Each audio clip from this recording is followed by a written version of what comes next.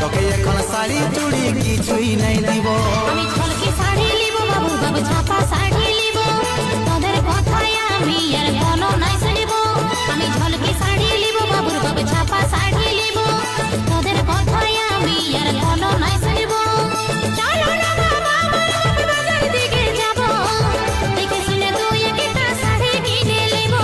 বললেই তো হবে কে নাই পয়সা কোথায় পাবো